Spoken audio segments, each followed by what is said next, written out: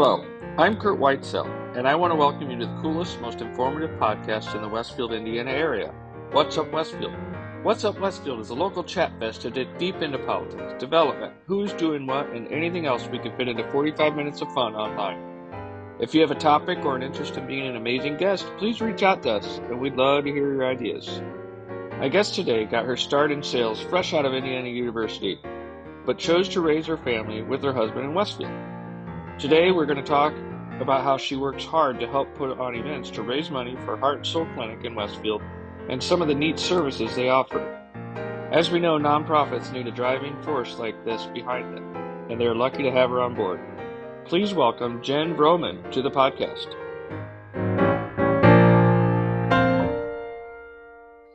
Hi, Jen. Thanks for doing the podcast today. You are welcome, Curt. Glad to be here. Well, I appreciate you doing this and taking some time out of your day. Yeah. All right. So what disclosure? What is it? This is our second start on this. So whoever's watching or listening, we had to start over about 15 minutes into Jen's life history. Rambling life. So now I'm going to shorten it up. No, like you do whatever you want. It's really interesting. It like a cliff note. Yeah, right. They don't know what we're talking about. I know. All right. So let's try this again, okay? Okay, I'm ready.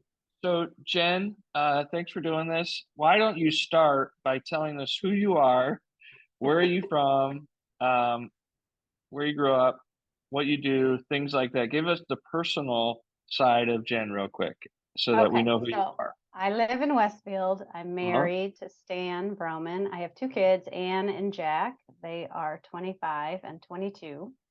One lives in LA and one lives in New York. I grew up in South Bend, Indiana, and I graduated from IU. I had a couple of sales jobs along the way, but what was your first sales job? The first job I ever had was I sold cell phones before cell phones were a thing, and that was how much was a cell phone? A cell phone was $1,000, which doesn't sound like a lot now, but that's a lot. But the minutes were 39 cents a minute. Okay. And you had to pass a really big background check, and a lot of people who came in for them couldn't get them. But yeah, and then so you were selling to rich people, weren't you? Yes, the first couple people were like the doctors, the realtors, and actually in Fort Wayne, the truck drivers. Oh, really? Okay. That was the string of people I hit that helped me out quite a bit and helped me pay off a bunch of student loans. The second job I got. But the first time you said something funny, you said you got even with the bars. I think I got even with the bars with the big commission check. Yeah, so it was 100% commission. So I hit it big with the truck drivers, and I had a nice big fat check, and I paid all my student stuff off and the bar bill. And then I answered a funny ad that said sales rep needed. And my soon-to-be husband said, "You're going to be killed. Don't go to that." And it ended up being Cliff Notes. And there really is a Cliff Hilligus. And I sold Cliff Notes to colleges and bookstores in the mall, mostly. We got to go. How much was a Cliff Note? Were they like $10? No, they were like $1.99. Oh. They're just a little even better paperback thing. And one other thing that was weird about Cliff was he always took everything back. Didn't matter. So the bookstore was never out any money. They almost had them there basically on a consignment. Really? You could order in. So one of the things you do is say, okay, there's an IU class going on and 400 kids have to read Hamlet. So you'd think, well, let's put 200 of them in here in case 200 kids need the book. 75 come in and buy it, then you can return it. The bookstore was never at risk. So he was one of the last people that had just one item, didn't have a whole catalog of things to sell like some book reps did, and a really great guy. And then I moved to Indianapolis for Cliff. Got married, had some kids, stayed home. I met Kelty. How long did you stay home for? I stayed home about 7 or 8, 7, 8, 9, 10. When I started working for Kelty at Kelty's restaurant, it was very part-time. So I don't really call that going back to work. So you raised your kids till they went to second or third, fourth grade? Second, third, fourth, somewhere in there. Did you enjoy that? I am not great at that. No. Oh, okay. No. Awesome. Okay. I like to do it. I like to go into the school and volunteer Uh-huh. at the school and do all that Mhm. stuff. But I have to say, when I Of had Anne and course. I was alone Uh-huh. in Fishers, and my husband was traveling all the time, it was awful. So it Boring. was Okay. not my jam. Yeah, not my Yeah. jam. So you dropped the kids Um, off at school. You went and signed on with Kelty a little bit, yep. And I learned how and to do QuickBooks, which okay. is, as everyone knows, an accounting program to help Yeah. her out. We did that for, I think we were together 7 or 8 years until she closed. And then I started working for a company So called Food Protection were Services. you her bookkeeper, or were I you was like her a manager, bookkeeper, manager, I don't server, know, a bartender? life coach. Okay.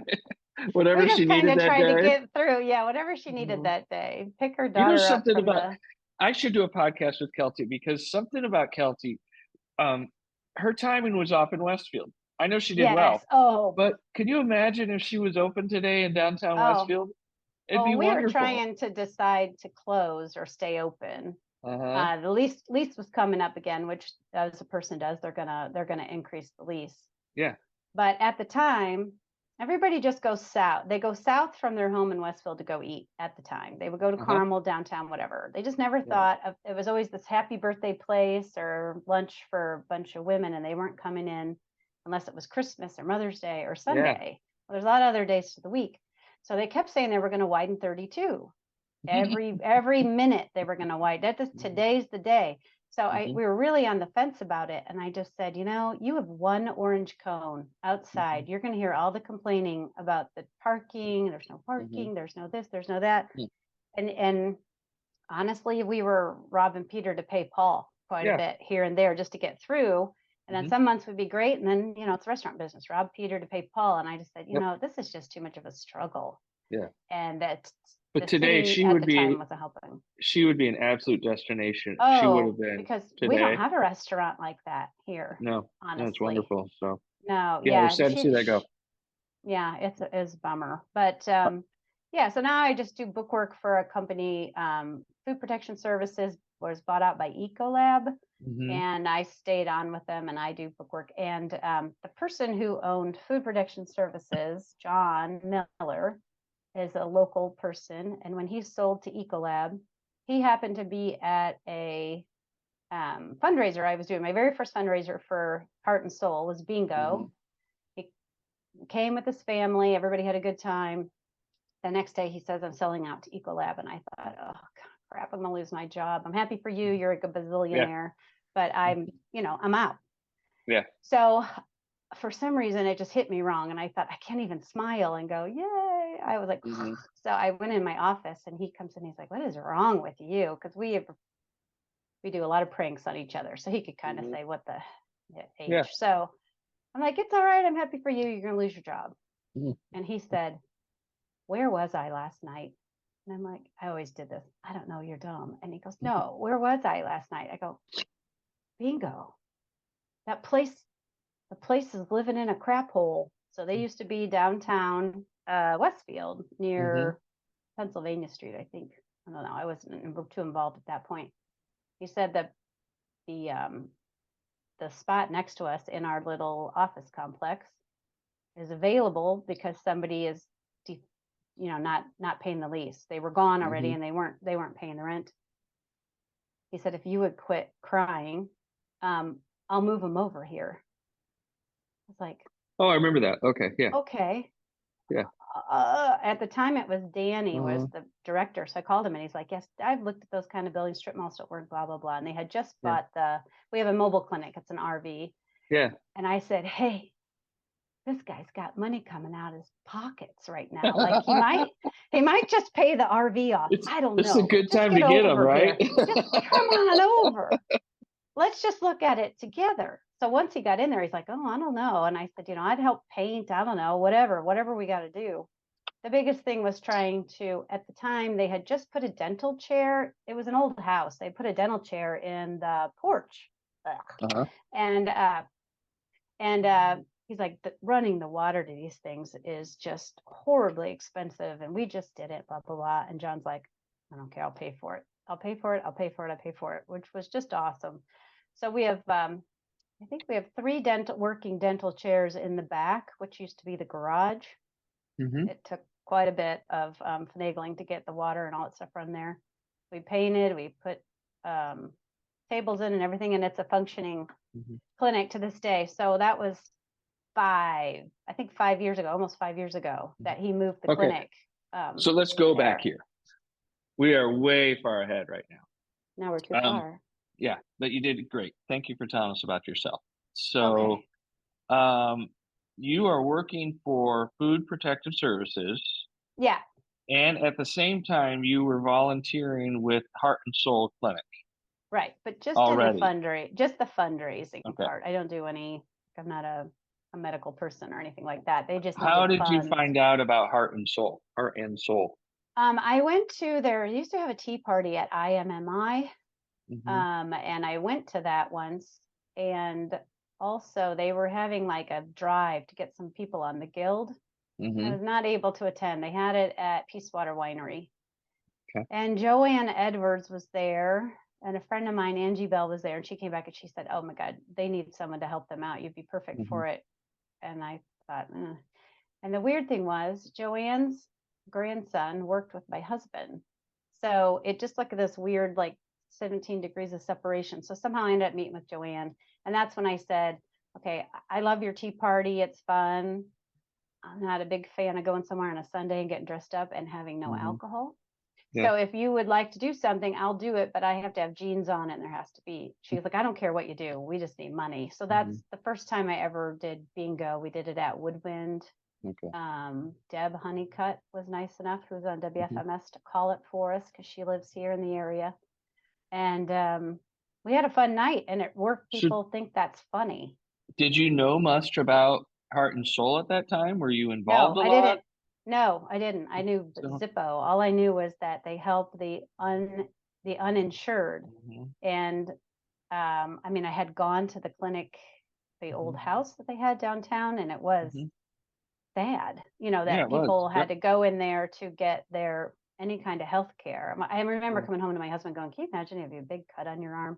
I don't care if you have the old house with the wood floors and all that stuff. I don't care how much you clean it. You'd still feel like, So when John was able to move them and make it look more professional, it increased their patient visits because people, really felt like they were going to a clinic. So it did help right away on the people that felt comfortable going there. It helped quite a bit. I think most of the drama was trying to get the word out that they moved. It's hard to get word to people that you have moved, but that, and they were able to add, they had 1 dental chair before, now they have 3. So what was their budget in those days, the early days? What kind of budget did they run? Make up a number. I don't make up a $25. I got an email with all these really cool things on it, and budget isn't one of them. It was established in 2009. Who started Heart and Soul specifically?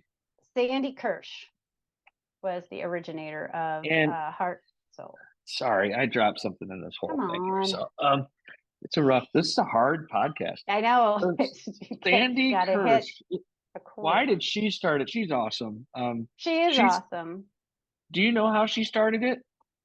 She does a little speech usually at some of our events that says that she had was at church and had some sort of calling to do something like this. Soon after she started it, then Joanne Edwards joined in. They're both nurses. Okay. And they joined in, and I think they've had a few doctors here and there, but the doctor that I know that's been there the longest is Dr. Barb Hayner. She just got an award with you the other day at the Lantern Awards. Our table had 3 Lantern Awards. You're very fancy. I think it's the winningest table of all time. I think you should have bought a lottery ticket that night. Should have. That would have been everything. Good things came in 3s. We used them all up. But yes. Yeah, I felt like a big deal at that table. So you are a big deal. What is say that. So there's I say it all the time. How many doctors are there now at it? Is it just one doctor that kind of is the doctor? There's one. I think they have a few fill-in doctors, but one of their biggest needs is more doctors because Barb gets busy or Barb gets sick one day and there's a clinic. It's nice to have some backup. I've been told they need to just be like an ER doc or general practitioner type doctor. Nurse practitioners are also super helpful too, because Yeah. they can see quite a few people and get a lot of things expedited.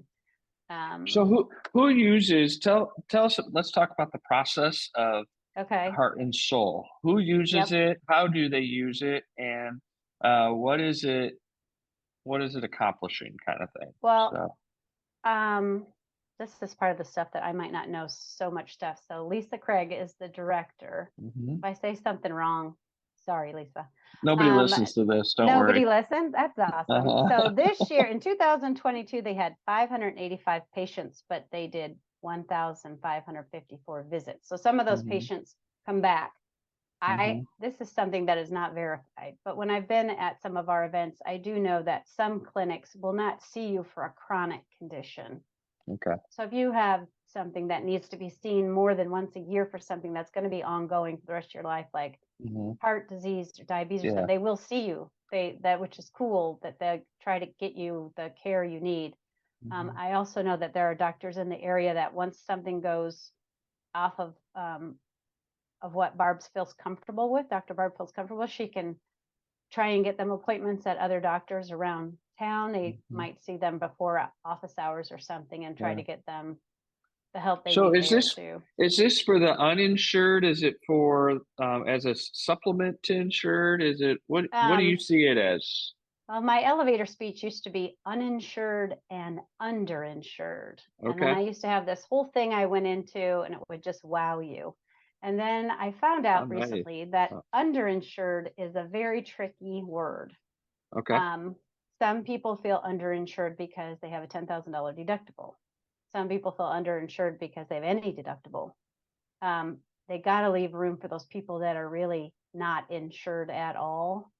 So Yeah. they do not see as many underinsured people as Okay.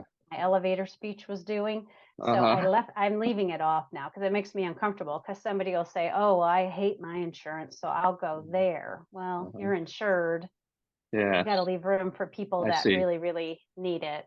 So So, it's truly a health clinic. I mean, people can go in there and get the same, almost or all the same yep. services as someone that goes to Riverview Right. or Well, I whatever. mean, I'm sure they don't have all the imaging equipment and all that, but Hmm. they can try and get you a resource to go get the image done, Hmm. or at least try to refer you on. I know they do Hmm. help. The Ella Pharmacy partners with them in Hmm. town, helps them with prescription meds, things like that. But much more super detailed stuff, I don't know it. So do they do, let's go over some of the services they offer or you offer because you are they. I Um, am they. what do they offer? What do you offer? I think they just mostly, unless I'm out of my depths here, but I think mostly you have something wrong, just like you'd go to what we would call a minute clinic for. Uh-huh. You can go in there for a clinic day. Now, I asked Lisa, like, what days are the clinic? And she said it's best to just get on their website and see that Uh-huh. because it fluctuates so Yeah. much. And they are in the process of trying to find a bigger space because they need Yeah. to see more people. So right now they're kind of busting at the seams where they're at. So, which is So dental cool. services? And they have dental service. So Dr. Lefevre, she also got an award that night. Uh-huh. She was not there because she was doing dental services at the Heart and That, Soul, but yeah, they do dental services there. uh-huh. They are in desperate need of hygienists Hmm. because I I bet. know no one's going to like that I say this, but sometimes it ends up being like jailhouse dentistry. If you don't have the preventative care, and out it comes. So the more Here we go. hygienists we Now we're would getting, have, here it goes with the swearing. uh-huh. I told you this was a bad idea. But the more, if we could get a hygienist or two in there, some people might get some preventative care, and then their teeth wouldn't get to a point where they have to get some more things done. But they also do a lot of that stuff, a cavity, filling or anything. They will then find a dentist that'll help them out with Because that I've been too. in this space you have in it. You have a nice dental arrangement, whatever that's called. I Yes. think there's 4 chairs, maybe, or would you say Yeah, two there's chairs? four, but one of them always has something in it. So then I said three. Now you said Yeah, four. Nice. something in it, like a. Like a box or something. I don't know if Okay, it's like okay. not functioning or what, but I don't know if they really use all four. But yeah, there's four chairs placed. Do I you don't know if all four have chairs. there ever been enough hygienists to see 4 people at once? Do you believe? No, there's never really been a consistent hygienist, to be really honest with you. That's hard to place. It's usually for, if I don't know if you've ever had tooth pain. I have had maybe once. It's not fun. And then to wait until it's the clinic day and all that. And then people line up at like 4 a.m. and they get there outside of the Heart and Soul. Outside of the Heart and Soul. And sadly, someone from the clinic will get there at whatever time, let's say 6, 7 o'clock, and they'll count back a few people and then say, the rest of you you're just not gonna make it in. So I can't imagine having like tooth pain from Wednesday to Saturday, then get in line and then be told, we're not gonna be able to see you. So we do need a lot of help that way. We also need stuff that even if you're not medical, like we call people back, which I guess a lot of clinics don't do. Like, you've had a cut on your arm, we gave you some antibiotic, they call you a week later, make sure it's okay. So you need interpreters for that sometimes, or you just need people that can actually make the phone call. So there's a lot of admin you said interpreters. Do you have a large, I guess, Hispanic customer base, maybe, or Asian? Yeah, Hispanic, Asian. Most of the time when I run in there, the coolest thing about John moving the clinic there is I'm one door. I'm not even 6 inches away, so I go, I have to go check on them for something. Most of the time, the interpreter's speaking Spanish when I'm in there. I haven't been in there on anything else. I do know that there's many languages that we have here, surprisingly, in Westfield that they need help with. Yeah. So how much do you get in the clinic? Are you there weekly, daily, hourly? No. A lot of the stuff I do is, we do 3 events a year. We'd like to do 20, but I think people get tired of us. So right now we do a dinner dance. Yep. A lot. 3. We do a big fancy dinner dance, which is not my jam. We recently added a golf outing. So that was new last year. So this year will be the second time, and it's in June. And we have had bingo for 6 years. So you guys are the oldest, you're the oldest running bingo gala in the city, right? Yes, we do bingo. We do it at Grand Junction. It's February the 9th, and every year it sells out. But this year it sold out last week. So usually it sells out the night before, 2 nights before, but now we get about 200 to 225 people in there. And we run, and Brad Neal does some announcing at the high school. He's a Westfield parent. He does our announcing, which is great because I don't know if you've ever been to bingo and someone like me is calling it. Sounds like B9. And then so you got to have a solid caller. I mean, you got to have a solid caller, and he fills time, because you got to give time to people to look or whatever. He says a joke or something. And then we run something called tip boards for raffle prizes and things like that. That is all under the jurisdiction of the Indiana Gaming Commission. Oh, okay. And we have a fun night. We usually get very close to $20,000 to $22,000 that night. Awesome.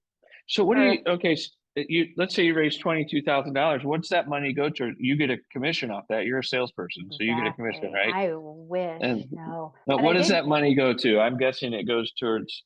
What's it go towards? It probably goes lab work alone. I mean, we get a discount sometimes on lab work, but not all lab work. If you send somebody's blood in for something, it's expensive. I mean, everything's expensive. Just because you're a free clinic, people aren't dropping off free dental supplies or any of that triage stuff that they need. During COVID, especially, there's a lot more to it to get people in the clinic and seen. So it just goes straight into the bottom line, really. We don't usually, some people say, we're raising money because we have an RV that goes mobily. Sometimes you'll say, we need new tires or something like that. But honestly, money just goes in and they just plug a hole. But what are they buying? I mean, they're not paying. Well, Lisa gets paid, but they are not. You're not paying. There are a lot of volunteers. No, we're not paying anybody. No, there's nobody in there. You're buying like tools, or you're buying tools, gloves, blood work? Yeah, blood work. Helping out with medications. All that stuff, somebody was getting rid of a medical table. Like they were I don't know if they were closing their practice or what. We were able to buy one at, used medical table, but a used medical table is still a couple $1,000s. Yeah. Plus try to find 4 guys to move that thing and get Yeah. a truck. And so there's just a lot of expenses, and the rent, the heat, Yeah. the internet, the filing system. You have to file everything just like your regular doctor's office, and you have to have software and all that stuff. And the state doesn't care if you're a free clinic. They don't give it to you for free. So all that stuff to maintain the website, all that crap. I think a lot of people that do not quite understand that just because it's a nonprofit or provides a free service, that you don't get stuff for free. Right. Our landlord you're doesn't paying say, Yeah. Here you go. Have a free, I know. free rent. I know where you can, people try to offer assistance, but you still almost have the same expenses as a Right. doctor's office, right? Right, exactly. To a degree. You still have that, and with that RV, I forget I remember the cost was ridiculous. Like gas for the RV, an oil change for the RV is like over $200. Really? So you have to get an oil change 2 times a year. Have you ever driven the RV? No. Well, I have a friend, Paul Leahy, that is nice. He does that most of the summer. I don't know who they get for the winter, and then used to be Barb. Dr. Barb drove it, set it up. Oh, so we finally got her driver. Awesome.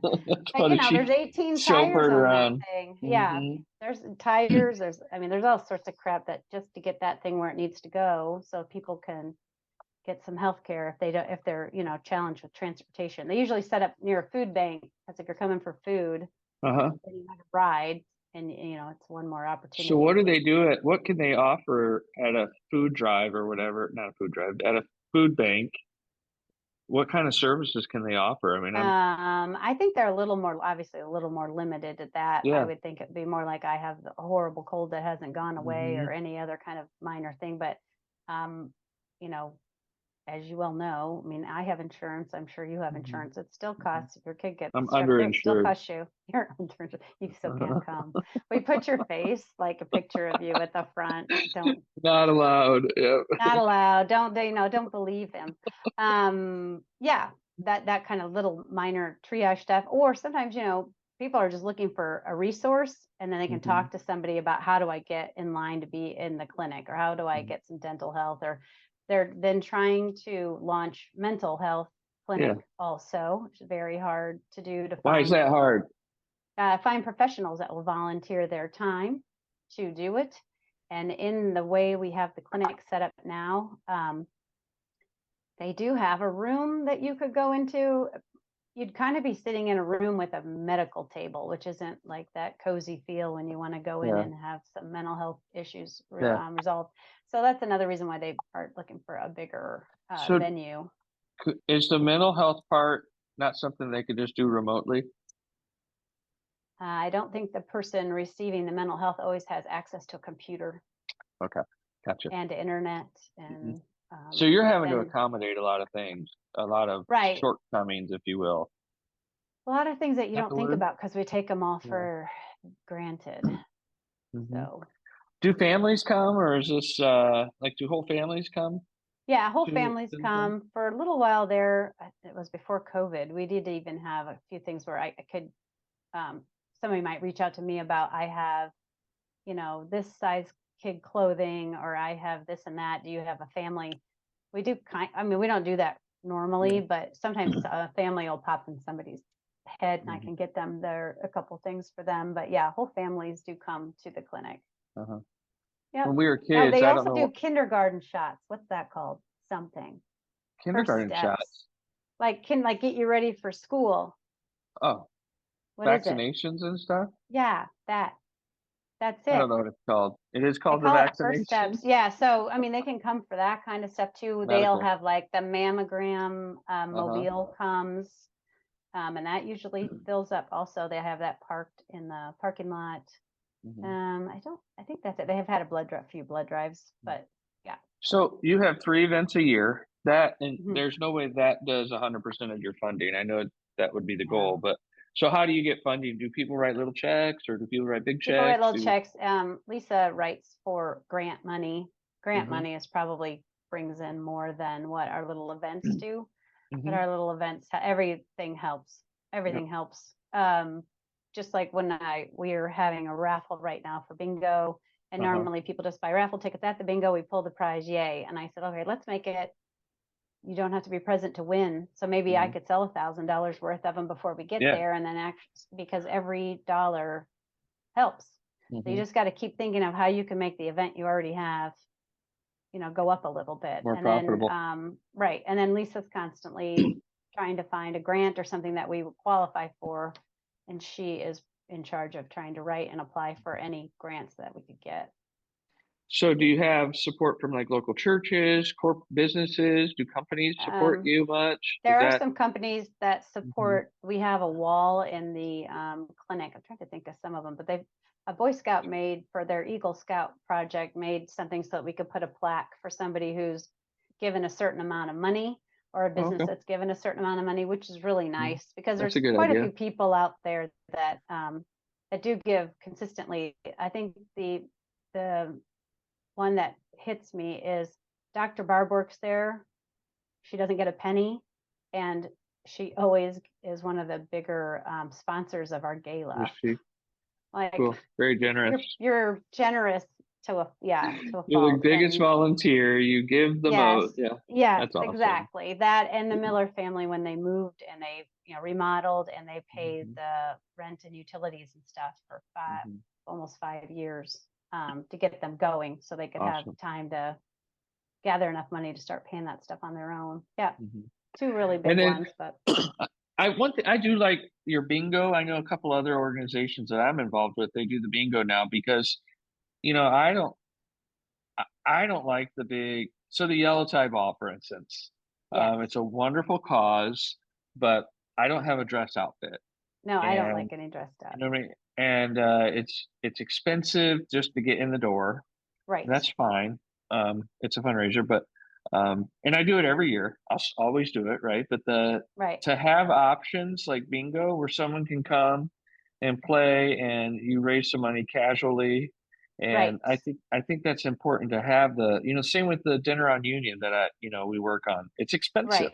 And so I think we need to keep raising money with the general humans instead of just expensive options. One of the other ones I did, there was a kid, my daughter Ann was really good friends with Emily Settle that went to Westfield, and she had gotten cancer, and we needed a fundraiser on the fly. The realtors do a cornhole tournament at Grand Junction. That's the first time I figured out Grand Junction, by the way, is just one of the best community supporters out there. So they had like a bracket board and everything like you do for basketball, and teams played all the way to the end. And my husband came home and said, oh, it was really fun. So we did that for Emily, and we did it at Grand Junction. And it was right when they first opened. So that was one of my first fundraisers I probably ever did. And when we had the pandemic and we couldn't have bingo and we couldn't have the gala and all that stuff, and that one summer it was kind of, rules were loosening up a little bit. We did do a cornhole tournament for the clinic too, and that's another thing. Pay $50 to play cornhole, or just come hang out, buy a couple 50-50 tickets and make a little bit of money. Casual stuff to me is just more up my alley. Everyone, you're not so stiff, you're not feeling like people. You can do more of it too, I think. Right. Yeah, that golf outings are expensive, but golfers are used to paying so much money to golf anyway. I don't think it bothers them that much, and they're gonna golf anyway. But the getting dressed up thing, it's just not I don't know. I feel like you're paying to go to a wedding. What you do, pay to go to a wedding. You do pay to go to a wedding, but normally you go, oh, the bride is beautiful and the groom is awesome, and this dance floor open bar. Fantastic, it's open bar. But when you actually pay to go, then you can say this dance floor stinks and you're dressed up. So I'm not a big fan. Lisa knows I'm not a big fan. So hopefully someone else will take that over this year, because I'm not a big fan. But one thing I'm excited, or I've been excited about, I get discouraged about it sometimes, but the corporate growth in Westfield, the commercial growth in Westfield, I would love us to grow. One of the things I would like is to have more companies here to support things like the Heart and Souls of the world. Do you guys think about that? Do you chase that? Does that matter to you, do you think, in the end, or how do you feel about that? We have We have probably 70 people on our Facebook page that are members of the guild. There's 4 of us that do anything, literally. We don't even get like a hit back on, yeah, great idea, awesome sauce, nothing. So we tend to hit the same companies over and over, and you start to feel like you're Yeah. killing them, like Uh-huh. Judy Grip across the street from us, very nice, gives us something every year. Dave Cavernous from that realtor, but then you ask them again and they say yes again, and you're like, I love you to pieces, but boy, do I wish I had somebody else to hit. We are not the strongest, and that would be me. I am not the strongest at going up to a company and saying, how would you love to be a $5,000 sponsor of our gala? It just is not, it's not my wheelhouse. I can find you every prize in the world, but I cannot get you a $5,000 sponsor. And that's really when you host these things, like I've said to a friend of mine, you can host a cornhole tournament. It can cost you $1 to get in. You get a $5,000 sponsor, it all comes out in the wash. So if you're going to go spend $150 to walk in the door and don't have a $5,000 sponsor, you're making the same amount of money with a whole lot more trouble. So we do have trouble. You tend to hit the restaurants a bunch. And since I was in the restaurant industry for a while, I lay off of them because they're struggling. You hate to ask them for one more thing, and then when I was with Kelty, I would say you got anywhere from 2 to 15 emails a day. Easily. We're brownie troop number 1, 2, 3, 4, and we need this or whatever.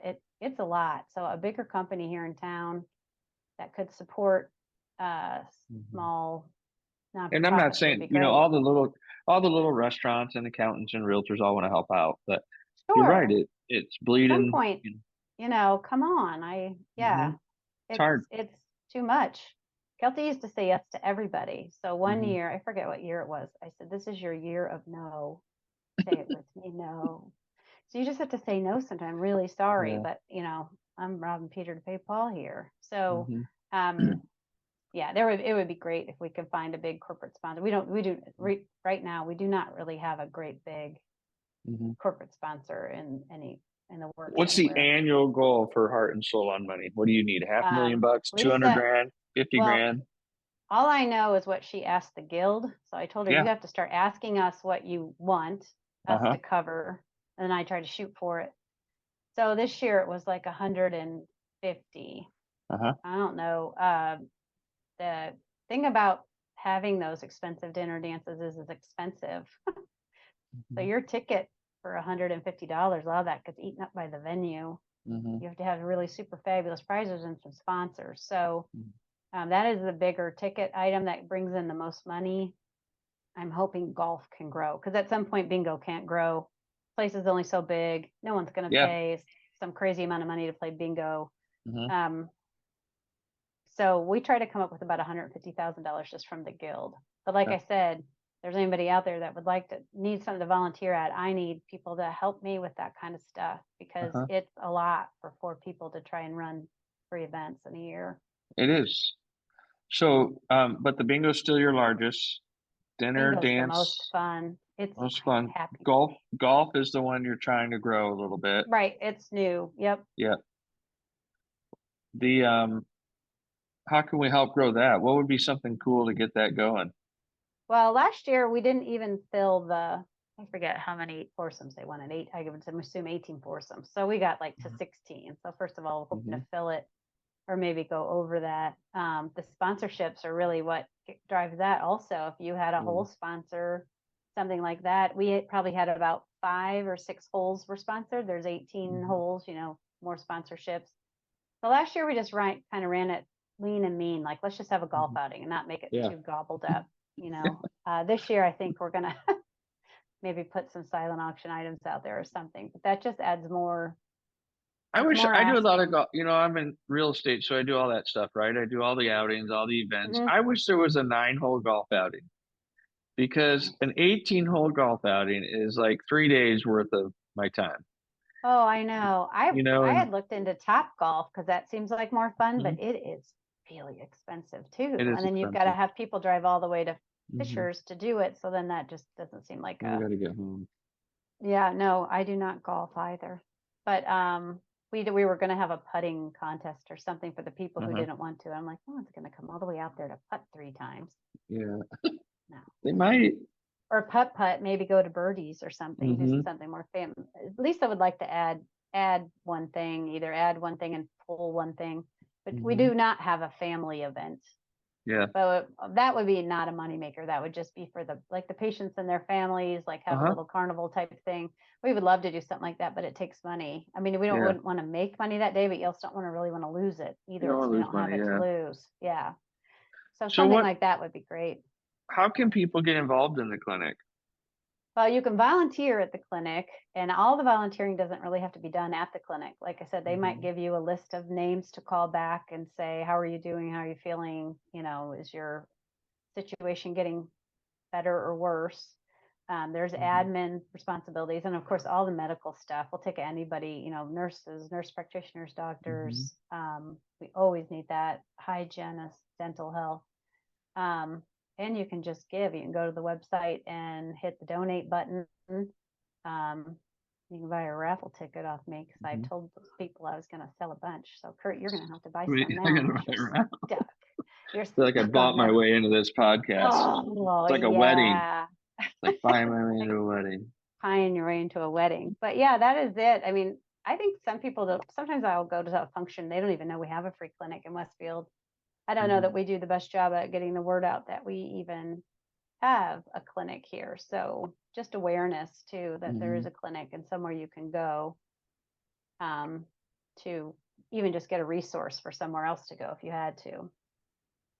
Okay, and then you touched on something a minute ago, location. Yeah.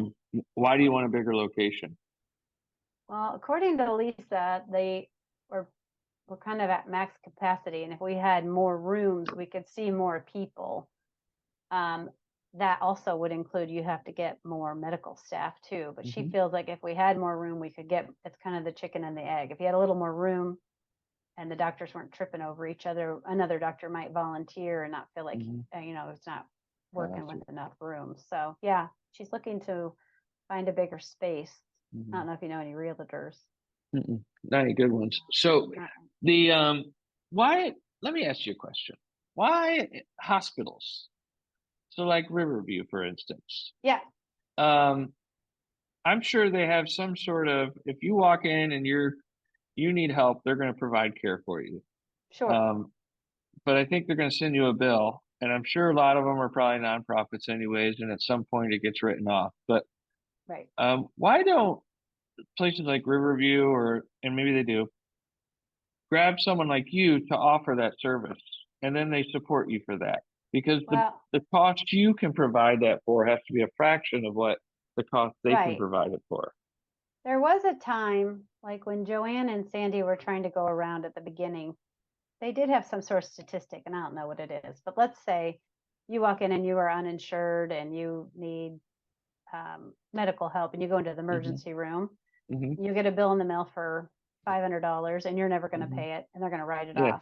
off. They did have a statistic about how much money we would save said hospital. Hmm. If you would support us a little bit more, we could save you a bunch of money by being able to give more care. Yeah. I do know that Riverview does donate to the clinic. I have no idea what that number is. I don't think Hmm. I'm above my pay grade, but it's surprising that when we go around to find sponsorships for our stuff that we do not get it from some of the bigger hospitals. We don't. You just sort of think that'd be like a no-brainer. Like, hey, I'm calling you. Yeah. Um, certain hospital that I won't say, and how would you love to be a $10,000 sponsor? And they're like, yeah, Hmm. no, we already gave all our money out on January the 2nd or whatever. Hmm. We do save them from seeing people that maybe would clog up the emergency room for somebody that needs more immediate care. Hmm. Because I'm sure there's people that go to the emergency room that don't have health care just for strep throat, Hmm. I would. and then there's someone behind them that might be having a heart event of some Yeah. sort and it's gumming up the works. Hmm. But yeah, it's surprising that we're not supported more. And I don't know, like there's a really large clinic in Carmel just down the street. And that's Hmm. a huge clinic. And I don't know if you've ever been in, it's beautiful and it has tons Hmm. of stuff, but they have a lot more financial support of some sort, and I haven't quite figured out why, because I'm not on that end. That would be a question for Lisa. Okay. They might be supported by the actual state. Maybe they're not as non-for-profit as we are, I guess. I don't know the terminology for it. Yeah, and maybe, and I'm not picking on Riverview. Maybe Riverview has a clinic somewhere they support, right? Yeah, I'm picking on it, right? I just think it's silly. Like a $10,000 check to you guys would be a drop in the hat to them. Right. Is it drop in the hat or drop in a bucket? Bucket. Bucket. So drop in a bucket, but to you guys, it's like $100,000. Right. I would think St. Vincent Carmel would do the same thing in IU North. Like, here you go. Thanks for playing. But I don't know that they do. That'd be a question for Lisa. I don't know. I don't get to know everything. I just a volunteer. I make up an answer for everything though. So yeah, I get it. But people at least 10 people are going to see this and they're going to say, no, that's not. It's all my family though. So don't worry. They don't care. I get it. Yeah. Maybe mine now. Well, I appreciate you coming on here. How can people find out more about and you made it past the 20-minute mark, just so you know. How can people find out more about the clinic? Where can they go? Who can they call? You tell me now. Okay, it's heartandsoulclinic.org on your internet web browser. And we are right by what's that restaurant called? Grindstone at the Monon. Grindstone at the Monon. So like our parking lot's pretty much back up to each other. So right there, we're at 17338 Westfield Park Road. For now, anyway, until somebody like maybe Curt finds us something bigger. I don't know. It depends if he's working today or working tomorrow. I'm off during January. So what, you got social media and all that stuff? Are you on we have Facebook page. We have a Heart and Soul Facebook page. We have a Heart and Soul Guild page. I would love for somebody to say, hey, I'd love to be part of the guild and help you with fundraising. Or, you can just call the clinic. I don't know the number, and ask for my email, and I'll email you back or text you back or whatever. Okay. Get it? You don't have a TikTok page? No TikTok. I just follow you. Just you. I follow you as the only person I follow. You don't follow my TikTok. Don't ever say that again. I do follow your TikTok. I saw it every day. My kids have asked me not to do it. Yeah. Very racy. Yeah.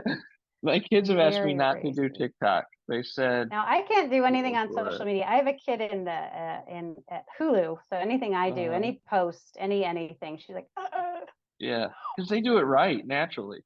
Well, they think they do it right. Yeah. What if we're right? I still do it better. So, well, I appreciate you taking some time. It was nice to get to know you. It was nice to hear about your clinic. And hopefully you guys have a great year. All right. Thank you very much. All right. See ya. Bye.